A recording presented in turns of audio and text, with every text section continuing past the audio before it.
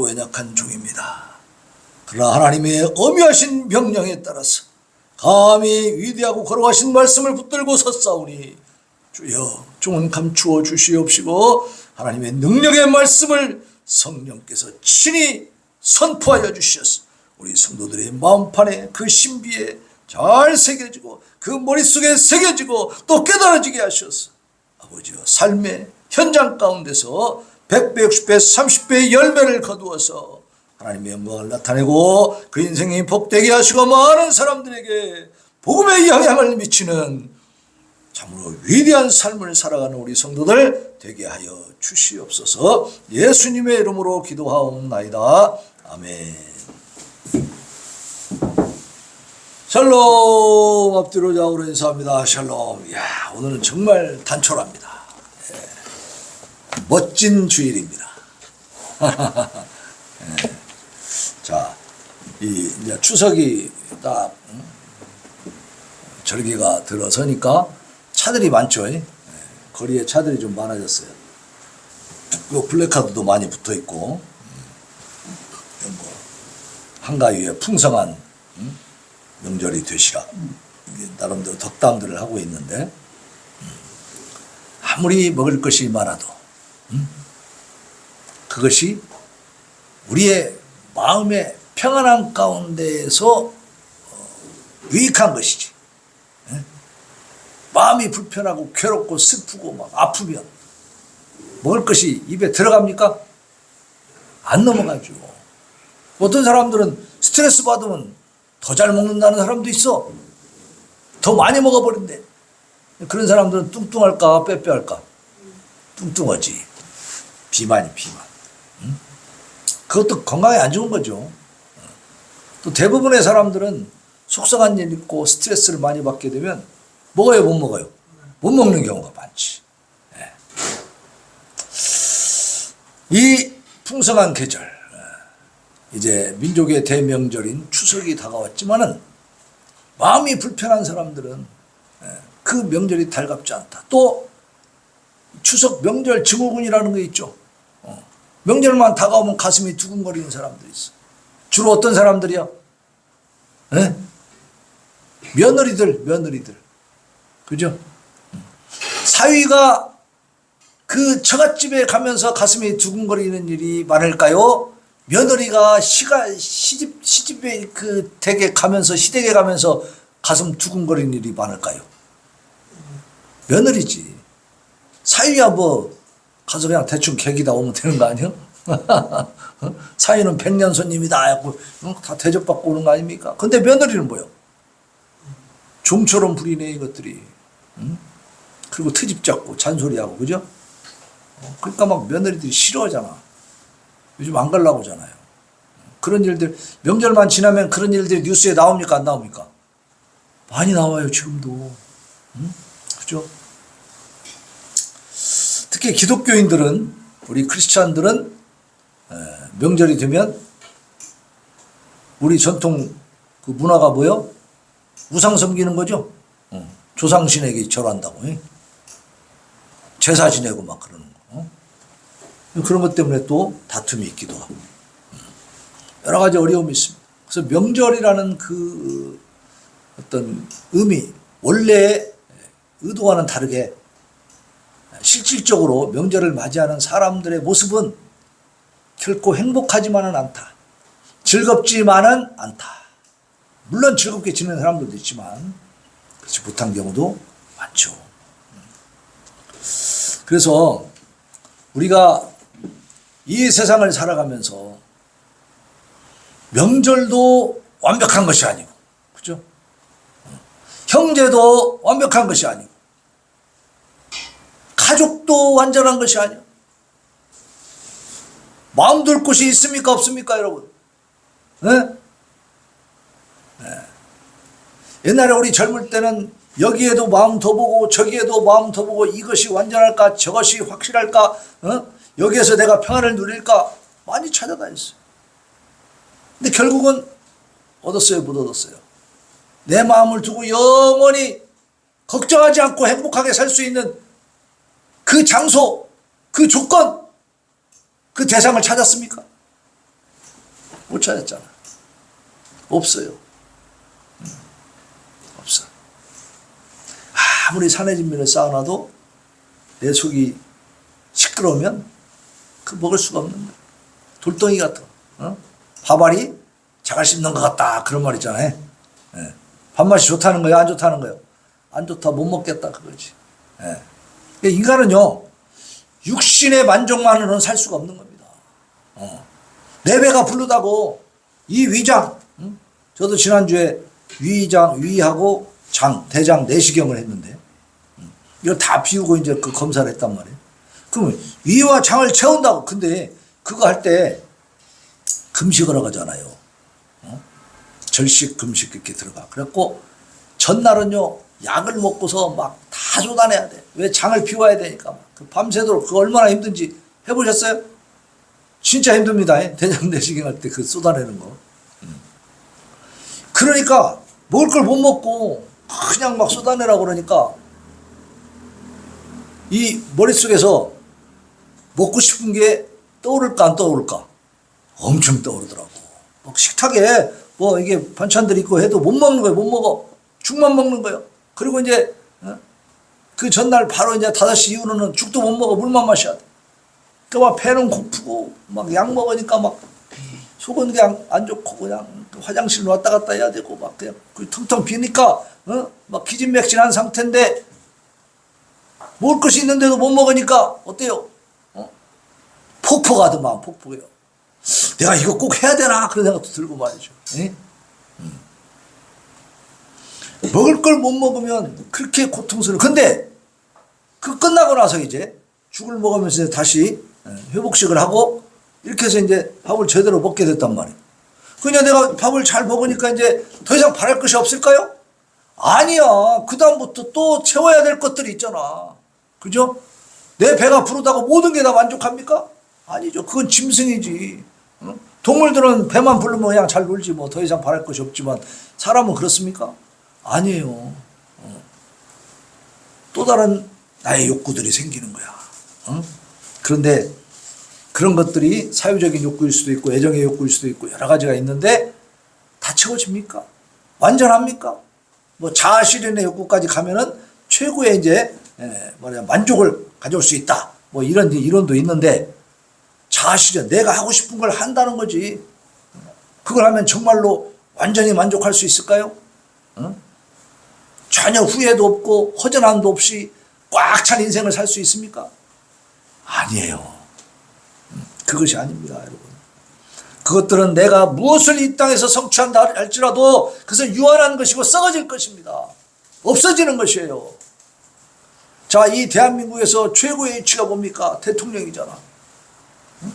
대통령 되고 나면 더 이상 바랄 것이 없는 거예요. 더 이상 올라갈 곳도 없는 거지. 대통령 돼가지고 정말 모든 영광을 다 누리고. 근데 사실상 그 사람들이 욕을 많이 먹습니까? 안 먹습니까? 대통령 된 사람 치고 욕 안 먹은 사람 있어요? 없어요. 그거 다 스트레스 감수하면서 살아야 돼. 응? 그리고 감옥 가는 사람도 있고 지금도 감옥 가 있잖아요. 그죠? 자, 여러분, 우리가 이 땅에서 우리가 정착할 만한 우리의 마음을 두고 영원토록 옮기지 않아도 될 만한 그런 대상을 찾으시길 바랍니다. 찾았습니까? 못 찾았습니까? 자, 우리는 그걸 찾을 수 없어요. 우리가 제대로 찾을 수 있을 것 같습니까? 우리는 그런 능력 없습니다. 오늘 말씀의 제목 한번 읽어봅시다. 말씀의 제목. 시작. 주의 종을 찾으소서. 그러니까 이 종이 주인을 찾는다는 얘기요. 주인 보고 찾아달라는 거예요. 주인 보고 찾아달라는 거예요. 자, 보세요. 예수님이 말씀하실 때 양과 그 목자, 그 예를 많이 들었어요. 왜 그러냐면 이 팔레스타인 지방, 그 이스라엘에 있는 그 중동 지방에는 이 목양을 많이 합니다. 양을 많이 기르고 있다고. 응? 그러니까 그 양을 기르는 그것이 일상화돼 있어. 그러니까 그걸 비유해서 예를 들면 빨리 알아듣겠죠. 그래서 예수님이 양과 목자를 비유를 많이 한 거예요. 자, 보세요. 양이 길을 잃었어. 양은 양떼 속에 같이 있어야 되는데 혼자서 뚝 떨어져 버렸네. 그러면 그 양이 목자를 찾아가는 게 쉬워요? 목자가 양을 찾는 게 쉬워요? 양이 목자를 찾아갈 수 있을까요? 양은 목자 못 찾아갑니다. 양은요, 시력도 안 좋다고 하더라고. 어느 정도 안 좋냐? 앞에 가는 놈이 보고 그 엉덩이만 쳐다보고 가는 거야. 근데 얘가 가다가 뚝 떨어지잖아요. 절벽으로 갔다고 생각해봐. 앞에 양이 하나 떨어져서 근데 뒤에 가는 놈이 보고요. 그럼 얼른 피해야 될 거 아니야. 같이 떨어진대. 뒤에 가는 놈이 또 떨어진대. 계속 가서 떨어진대요. 애들은. 시력이 약하니까 앞에 엉덩이만 보고 가다가 떨어지면 저도 그냥 가다가 떨어진대. 그렇게 약한 것이 양이야. 눈도 잘 안 보이는 것이 어떻게 주인을 찾아갈 수 있겠어요? 네? 목자를 못 찾아가지. 그러면 누가 찾아야 돼? 목동이, 목자가 찾아야 돼. 그러면 쉽죠? 목자는 양을 바로 찾을 수 있어. 우리도 이 땅에 살면서 우리가 하나님을 얼마든지 내가 찾아갈 수 있다. 천만의 말씀. 우리 하나님 찾으려고 해도 못 찾습니다. 우리 마음이 세상에 붙들려가지고 세상 유혹, 근심 이런 것들이 나를 다 끌어가기 때문에 내가 하나님 찾는 일이 쉬운 일이 아니에요. 여러분이 오늘도 우리가 이렇게 하나님의 몸된 교회에 나와서 예배드릴 수 있게 된 것은 하나님이 하신 줄로 믿으시기 바랍니다. 하나님 우리를 찾으시고 우리를 이끌어 주시기 때문에 우리가 신앙생활 하는 거지 내 힘으로는 할 수 없다니까. 오늘 시인은 그래서 주의 종을 찾으소서. 내가 주님 찾아가겠습니다. 이게 아니요. 내가 찾을 수 없다는 거예요. 주님을. 그럼 어떻게 하라는 거예요? 하나님이 나를 찾아주시옵소서. 그래야 내가 하나님 품 안에 들어갈 수 있다는 것입니다. 자, 오늘 이 119편은 특별히 이제 176절까지 있는데 그 중에 마지막 지금 단락이죠. 시편 119편은 8절씩 해가지고 22단락으로 돼 있어요. 22연으로 돼 있다고 말이에요. 근데 지금 오늘 이 본문이 22연 마지막 연입니다. 그래서 마지막 절까지 딱 보잖아요. 여기서 시인은 하나님께서 자신에게 주의 말씀을 온전히 깨닫게 해주시기를 간구함으로써 이 시를 마무리 짓고 있어. 자, 1절 보세요. 169절 보세요. 169절. 여호와여 나의 부르짖음이 주의 앞에 이르게 하시고 주의 말씀대로 나를 깨닫게 하소서. 하나님의 말씀을 깨닫는 것도 하나님이 해 주셔야 되는 줄로 믿습니다. 내 힘으로 안 돼요. 연구해서 안 된다니까. 지식을 쌓아서 안 돼. 한계가 있다 이거지. 지식 쌓지 말라는 게 아니라 쌓아도 한계가 있어. 한계. 응? 그 한계를 뛰어넘게 해주시는 분은 누구예요? 하나님의 역사예요. 하나님이 도와주셔야 돼. 응?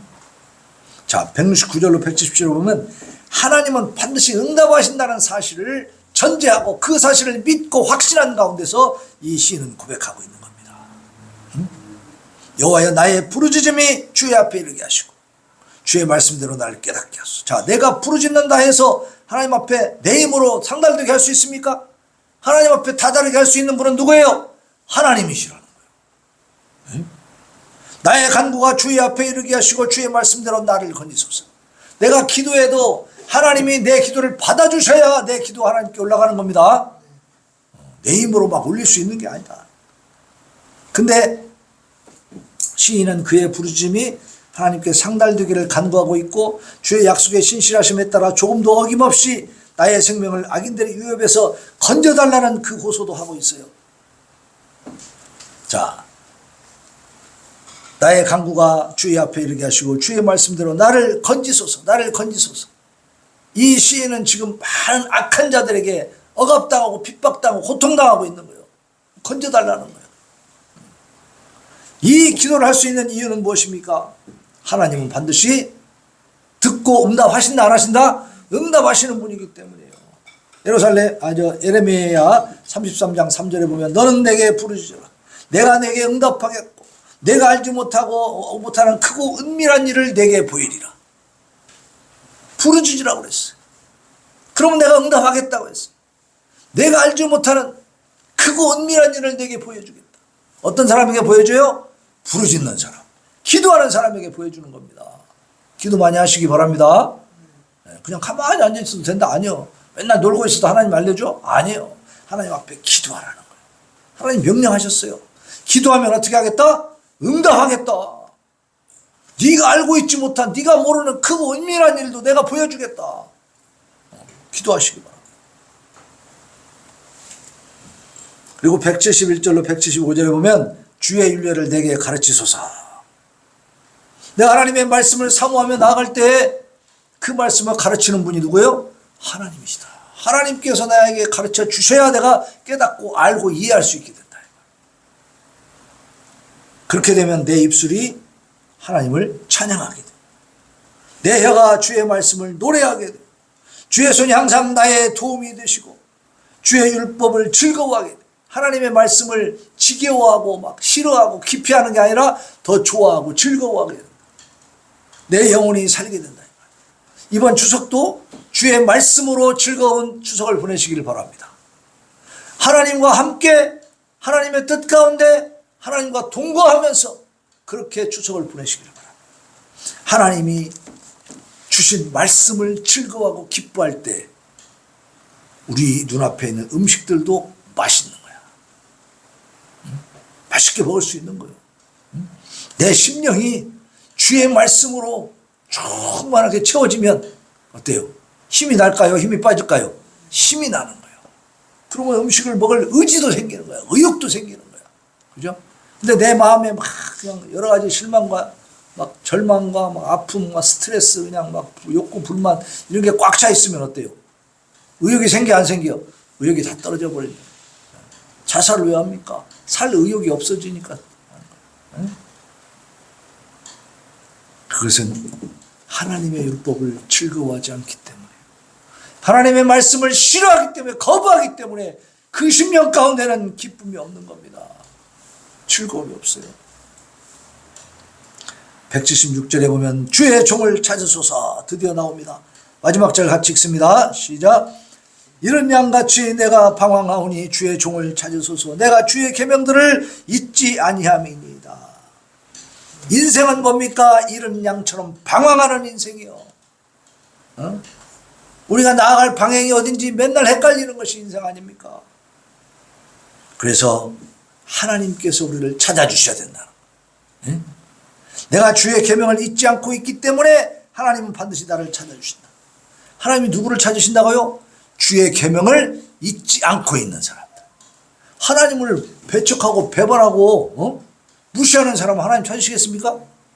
아니죠. 하나님의 계명을 잊지 않고 붙들고 그 말씀을 즐거워하고 그 말씀을 사모하고 그 말씀대로 살기를 원하고 기도하고 간구하고 부르짖는 자에게 하나님은 나타나시고 하나님이 찾아오신다 이 말이에요. 양이요 좀 우둔하고 시력도 안 좋지만은 한 가지 기똥찬 게 있대. 뭐냐면 음성을 구별합니다. 자기 목자의 음성을 확실히 구별한다는 거예요. 그래서 그 TV에도 한번 나오는 거 보니까 목자가 부르면요 쫙 합니다. 양들이 막 떼거지로 막 움직여. 근데 거기 이제 취재하는 사람들이 자기가 또 해봤어. 그 양 부르는 소리를 막 해보니까 양들이 꼬떡을 안 해요. 안 움직입니다. 자기 목자의 음성을 알아들어. 예? 자, 우리는 하나님의 양들인 줄로 믿습니다. 하나님의 음성을 알아듣습니다. 그렇죠? 하나님의 음성을 알아들으니까 교회에 와 있는 거야. 백날 얘기해도 못 알아들으면 와요 못 와요? 못 옵니다. 왔다가도 아무런 감흥이 없지. 깨달음이 없는 거야. 깨달음이 없으면은 신앙이 들어갈 수가 없고 자랄 수도 없고 안타까운 일이죠. 택함 받은 자들은 하나님의 양인 줄로 믿습니다. 택함 받은 자도 하나님의 양이기 때문에 하나님의 말씀이 딱 주어지면 깨달음이 와버려. 아, 그렇구나. 아, 내가 잘못됐구나. 내가 회개해야겠구나. 내가 그렇게 살아야 되겠구나. 하나님 앞에 이제는 내가 다 고해야 되겠구나. 이런 것들이 막 이 속에서부터 진심으로 올라오는 거죠.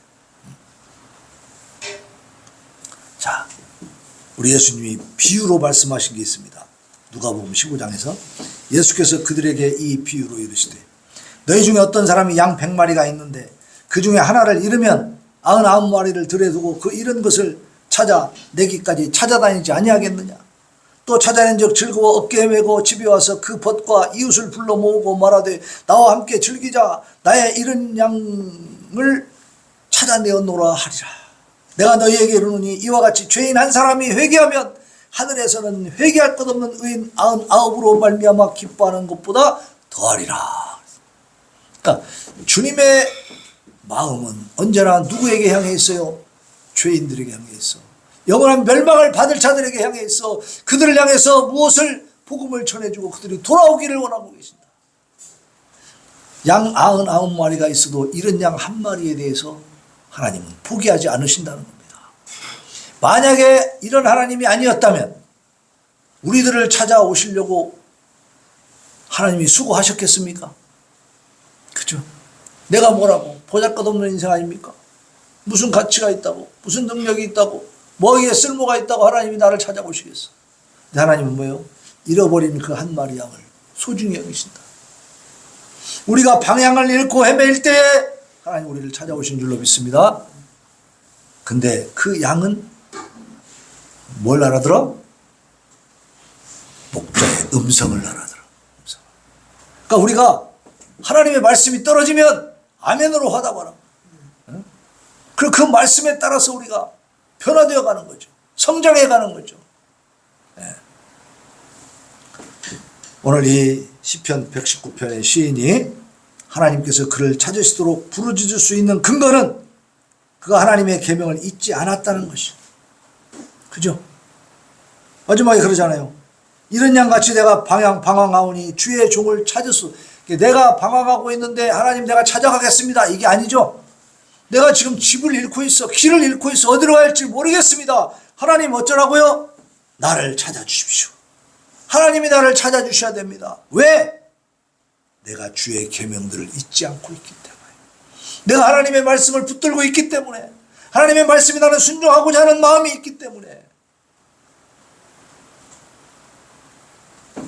하나님을 경외하고 있기 때문에. 하나님을 무시하는 자는 이런 기도할 자격이 없죠. 지멋대로 살면서 하나님 나 한번 찾아봐요. 돼요?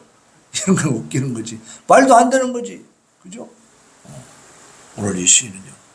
자기가 인생에 지금 고통스러운 상황, 힘든 환난과 고난 속에서 방향을 잃었어. 어디로 가야 될지를 모르겠는 거예요. 그러니까 주님 나를 찾아주십시오. 내가 주의 말씀에서 벗어나지 않고 그 말씀을 잊지 않고 있으니 하나님 나를 찾아주세요. 자, 목자가 양의 몸에 찍힌 인을 보고 그 소유를 확인하듯이 하나님도 성도들의 마음속에 새겨진 주의 말씀의 인, 도장을 통해서 새겨진 그 인을 통해서 당신의 백성임을 확인하고 찾으신다. 우리 마음 가운데 무엇이 있어야 돼? 하나님의 말씀의 인, 도장이 있어야 돼. 오늘 10계명에도 3계명에 있잖아요. 여호와의 이름을 망령되게 일컬어라. 망령되게 부르지 말라는 거예요. 망령되게는 뭐야? 함부로 부르는 거죠. 쉽게 말해서 하나님을 막 무시해버리는 거죠. 묵살시켜버리는 거죠. 그렇게 하면 하나님이 죄 없다 하지 아니하리라 그랬어요. 그러니까 하나님을 경외하고 하나님을 존중하고 하나님을 사랑하고 하나님을 갈망하고 하나님을 원하고 하나님 말씀대로 살아가기를 다짐하고 기도하면서 간구하고 하나님의 도우심을 구하고 이렇게 하는 사람이 그 마음속에 뭐가 있는 거예요? 말씀의 인이 있는 거예요. 그죠? 말씀의 도장이 찍힌 거예요. 말씀의 도장이 찍힌 자들은 하나님의 음성을 듣는 줄로 믿습니다. 하나님의 음성이 들리지 않으면 그 문제가 심각한 거예요. 네. 우리 성도들도 하나님의 말씀을 늘 가슴에 품고 그의 인도하심을 따라서 푸른 초장 맑은 시냇물에서 하나님의 은혜를 마음껏 풍성하게 누리는, 그래서 하나님의 은혜로 하나님의 사랑으로 즐겁고 풍성한 이 추석을 보내시기를 예수 그리스도의 이름으로 축원합니다. 아멘. 자, 우리 375장 나는 갈 길 모르니 찬양하고 하나님 앞에 다짐과 결단의 기도 올려드립니다.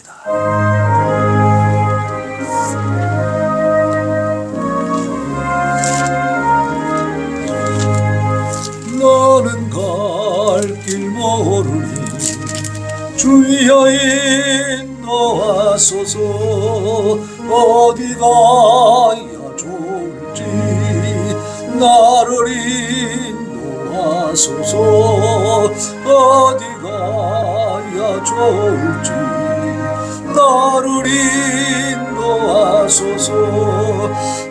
아무것도 모르니 나를 가르치소서. 어찌해야 좋을지 나를 가르치소서. 어찌해야 좋을지 나를 가르치소서. 아이같이 어리니 나를 도와주소서. 힘도 없고 약하니 나를 도와주소서. 힘도 없고 약하니 나를 도와주소서. 마음심이 슬프니 나를 위로하소서. 의지 없이 다니니 나를 위로하소서. 의지 없이 다니니 나를 위로하소서. 이 시간에 하나님 앞에, 하나님, 나는 방향을 모릅니다. 갈 길을 잃었습니다. 아버지여, 나를 찾아와 주시옵소서. 내가 말씀 안에 거하기를 소원하나이다. 부르짖어 기도합니다. 주여, 주여, 주여. 아버지